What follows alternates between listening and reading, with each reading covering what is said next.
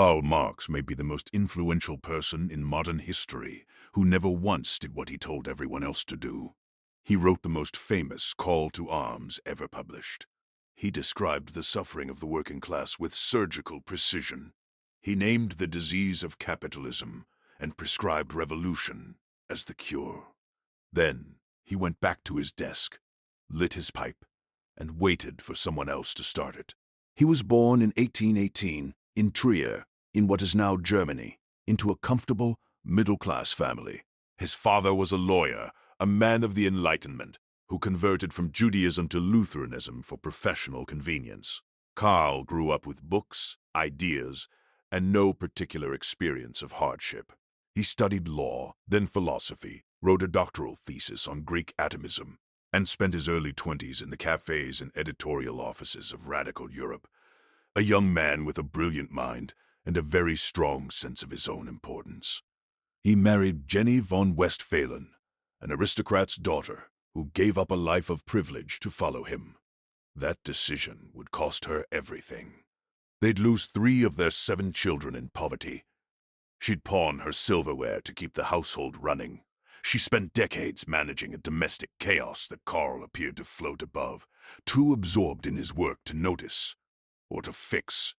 The work itself was extraordinary.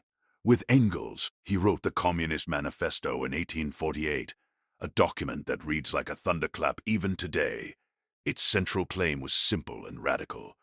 History is the story of class struggle. The owners of capital extract value from the labor of workers, pay them less than they produce, and pocket the difference. He called this surplus value. The system perpetuates itself not just through economics but through ideology, through the stories society tells about why things are the way they are, who deserves what, and why the current arrangement is natural and inevitable. Das Kapital, his masterwork, took him decades to write and was never finished in his lifetime. Volume 1 appeared in 1867. Engels assembled the remaining volumes from Marx's notes after his death. The book is dense, brilliant, and in places almost unreadable. A cathedral of economic analysis that changed how the world understood itself. The contradiction sits right at the center of all of it. Marx wrote about the dignity of labor while depending entirely on a man who owned a factory. Friedrich Engels, his closest friend, co-author, and intellectual partner, managed a textile business in Manchester that employed the very kind of workers Marx was writing about. Engels sent money to Marx for 30 years. Regular allowances, emergency loans, lump sums when the rent collapsed. Without Engels, Das Kapital doesn't get written. That's not speculation. Marx said so himself. Then there's Helene Demuth. She was the housekeeper who worked for the Marx family for decades, largely unpaid, keeping the household functional while Karl thought great thoughts. She had his child. Marx let Engels claim paternity to protect his reputation. Helene received no acknowledgement, no credit, no security. She is a footnote in most accounts of his life. Jenny wrote, edited, copied out his manuscripts in her own hand when publishers required clean copy. She managed everything.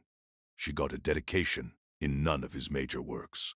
The man who said the worker is robbed of the fruits of their labor surrounded himself with people whose labor he absorbed without return. He died in 1883, largely unknown outside radical circles. The revolution he predicted hadn't come. The movements that would eventually carry his name, Leninism, Maoism, Soviet communism, would emerge decades later, shaped by people who read him selectively and acted in ways he might not have recognized. He famously remarked, near the end of his life, that he was not a Marxist. Make of that what you will. His ideas didn't die with him, they grew. The 20th century was, in large part, an argument about Marx, fought in trenches, gulags, lecture halls, and liberation movements across 3 continents. Whatever you think of how those arguments ended, the diagnosis he offered still has force. Wealth still concentrates. Labor is still undervalued. The gap between those who own and those who work has not closed. In most places, it's widened. The question his life leaves open isn't whether he was right. It's whether being right is enough.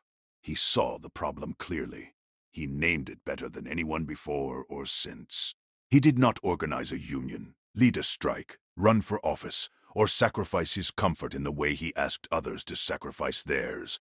He wrote, brilliantly, consequentially, and from a distance.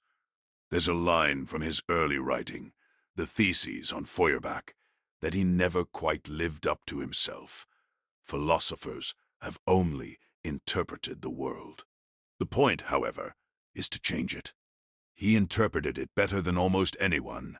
The changing, he left that to others.